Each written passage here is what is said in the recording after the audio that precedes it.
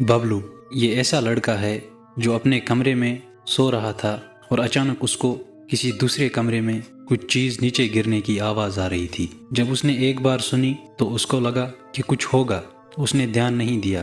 دوسری بار پھر ہوا، اس کو پھر لگا کہ شاید کوئی بلی ہوگی، لیکن جب وہی چیز بار بار ہونے لگی اور تیز تیز ہونے لگی تو اس نے بولا کہ کچھ تو گڑبڑ ہے۔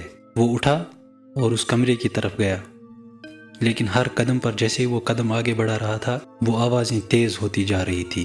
جیسے ہی اس نے اس کمرے کے دروازے کو ہاتھ لگایا، وہ دروازہ کھولنے ہی والا تھا کہ اس کی آنکھوں کے سامنے ایک گھنا اندھیرا چھا گیا، اسے کچھ دکھائی نہیں دے رہا تھا اور ایسی چیخیں وہاں سے اس کمرے سے آ رہی تھی اور وہ وہاں سے بھاگ گیا۔ باہر آتے وقت اس نے سب سے پوچھا کہ میرے گھر میں کوئی شور مچا رہا ہے اور مجھے لگتا ہے کہ وہاں پر کسی آتما کا سایہ ہے، مہربانی کر کے میرے ساتھ چلیں۔ اور باہر جا کر ہر ایک شخص نے اس کو بتایا کہ تجھے آج پتہ چلا، لیکن یہ آتما روز باہر سڑک پہ آتی ہے اور روز ہمیشہ لوگوں سے کہتی رہتی ہے کہ اگر اس لڑکے کی مدد کسی نے کی تو میں اس کی جان کے پیچھے پڑ جاؤں گی۔ مجھے اس لڑکے کو ایک کہانی سنانی ہے کہ اس کے باپ نے میرے ساتھ کتنا ظلم کیا۔ میں اس لڑکے کو کچھ نہیں کروں گی، بس اپنی کہانی سنا کے یہ اپنے باپ سے میرا بدلہ خود لے گا۔ تو اس لڑکے نے بولا کہ واپس جانا تو دور کی بات، میں تو اپنے باپ سے بھی اب کبھی نہیں ملوں گا۔ یہ تھے آج کے 90 سیکنڈز۔ Subscribe for more.